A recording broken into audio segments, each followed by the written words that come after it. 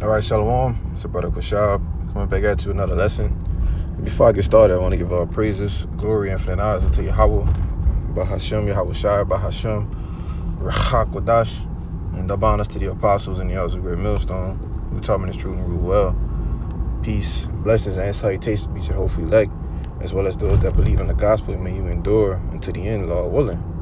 All right, and I just want to get into another exhortation today on just fighting, all right, contending, all right, against Satan, all right, and ultimately knowing, what's at stake and what's at hand, all right.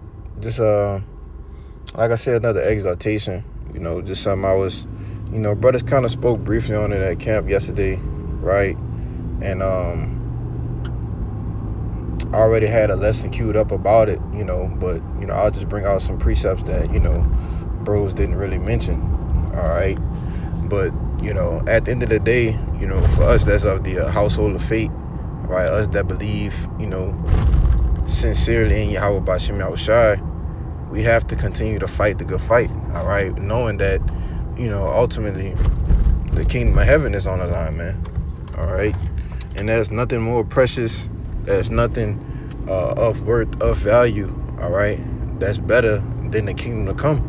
All right, the chance to be to be the first fruits of immortality. All right, a part of the governing body of Yahweh Shai. Actually, bringing forth the kingdom.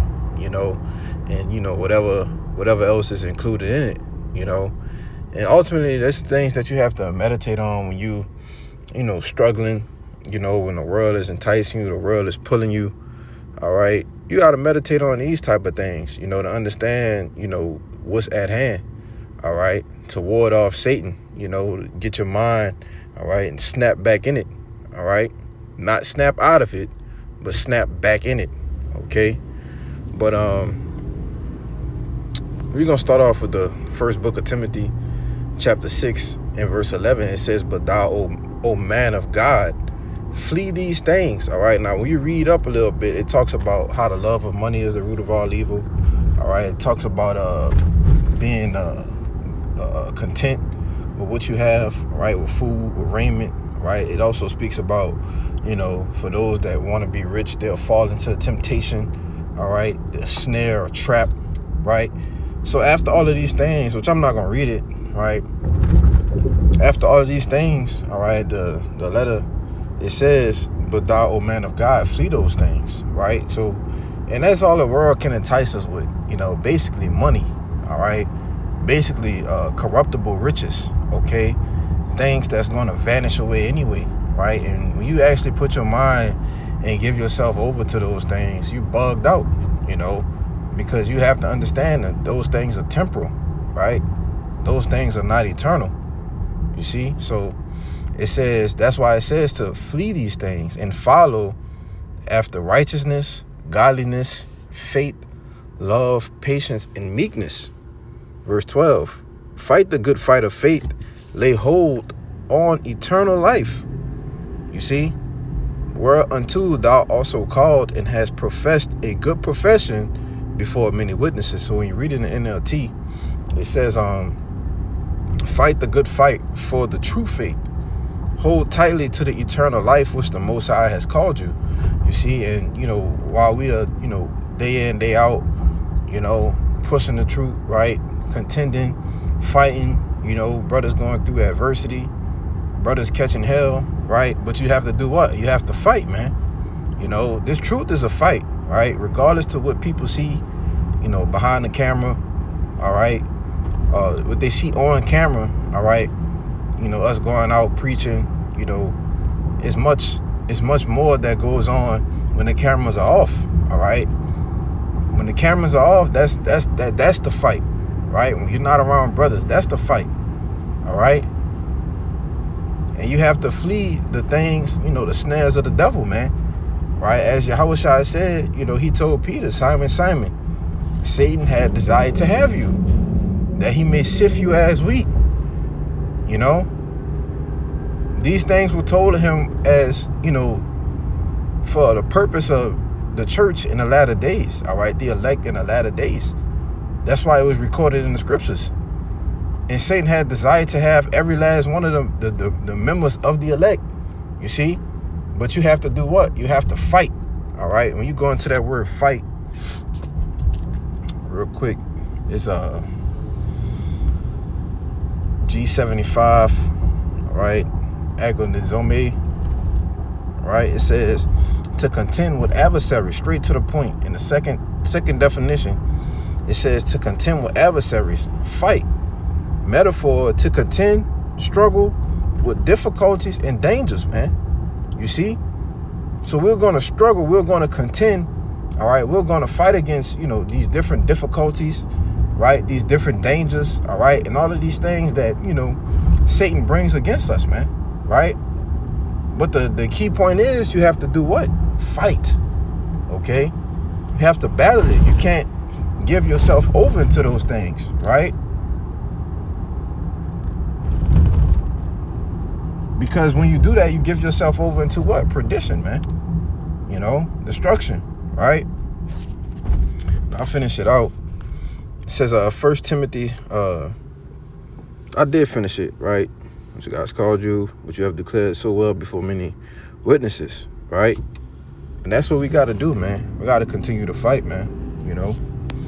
Okay, it's not the time to get weak, thinking about giving up, thinking about, pursuing something else. That's nothing but Satan, man. All right. And like Elder Yashimama did a lesson on, earlier this week, you got to understand when the Most High is talking and dealing with you, right? So this is James 1.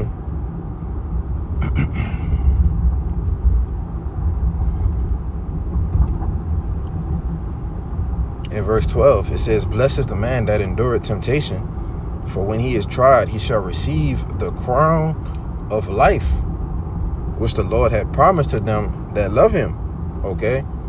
So it says, blessed is the man that endureth the temptation, right? Blessed is the man that fight. You see? For when he is tried, he shall receive the crown of life. So you read it in NLT, right? It says, God blesses those who patiently endure testing and temptation, right? And that's all Satan is out here to do. Give you a test, right? To tempt you, That's why it tells you in the next verse 13, it says, and let no man say when he is tempted, I am tempted of Yahweh. For Yahweh cannot be tempted with evil, neither tempted he any man. You see? Now, let me get the other one and go with this. All right. Salakia. Let no man say when he is enticed, right? Oh, it's the next verse. Salakia. I didn't see it. All right. The next verse it says, but every man is tempted when he is drawn away of his own lust and enticed. You see?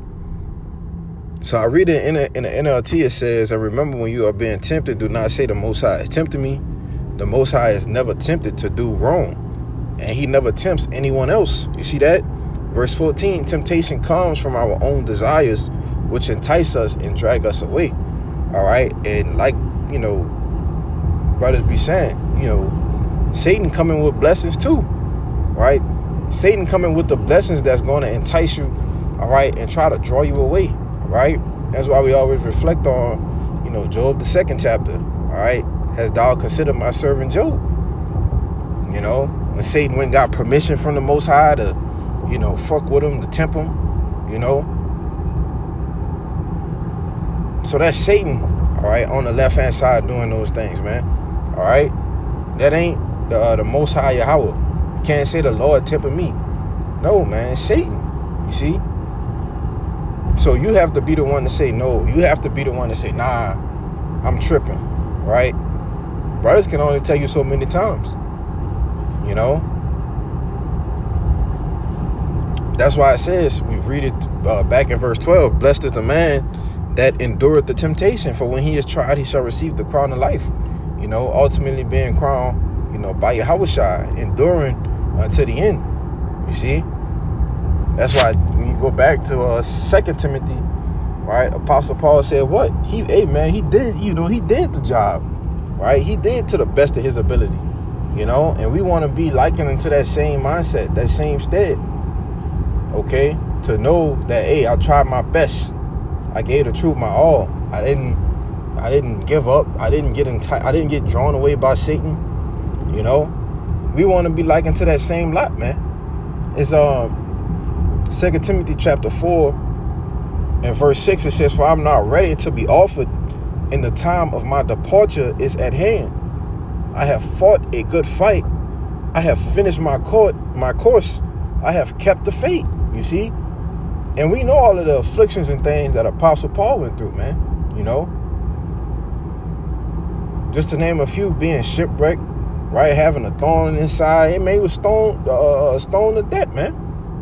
And saw the spirit world. You see? So he fought the fight. He kept pushing no matter what. He endured all the afflictions. Okay? Verse 8, "Henceforth there's laid up for me a crown of righteousness, which the Lord, the righteous judge, shall give me at that day, and not to me only, but unto all them that also love his appearing." You see? When we read in the NLT verse 8, it says, "And now the prize awaits me, the crown of righteousness, which the Lord, the righteous judge, will give me on the day of his return." Right? And we're going to get that in 2nd Esdras, the crowning ceremony. Okay?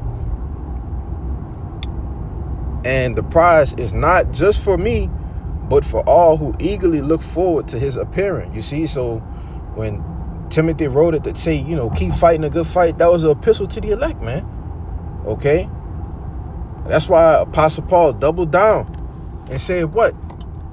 Unto all who eagerly look forward to his appearing. You see? So why it wasn't just addressed, to Paul?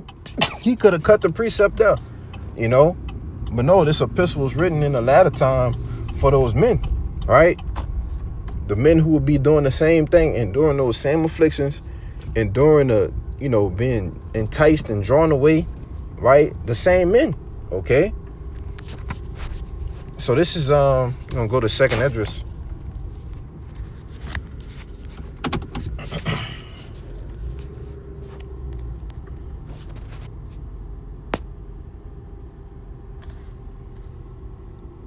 I'm tripping. 2nd Esdras 2. Thinking about something else. Yep. This is 2nd Esdras chapter 2 and verse 42.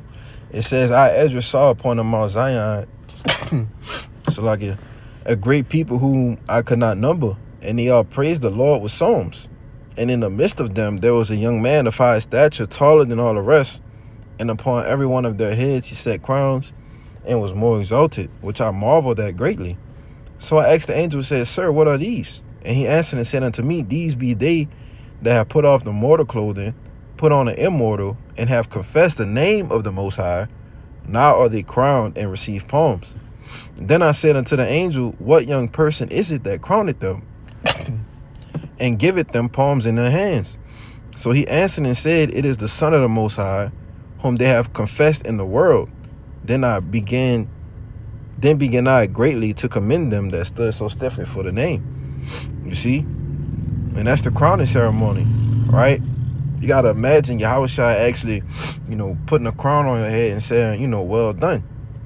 You got to imagine that, We're not in this truth. We're not fighting and pushing this ministry along for nothing, right? There's something greater. The greatest gift that you can ever be given, all right, is waiting on you, man. So now is not the time to, fall out, bug out, go back in the world, okay? Like brothers say, the world is strong. We understand that. Hey, man, look, we all go through enticements, being drawn away. But you got to fight. You got to ward that shit off, man. It's easier said than done, but hey, we got a job to finish, right? And the job's not done, So that's pretty much the point. With that, I'm going to give all praises, glory, and infinite honors unto Yahweh, Bahashem, Yahushai, Bahashem, Rahak Wadash, and Shalom, Abarakim, Labakariam, Shalom.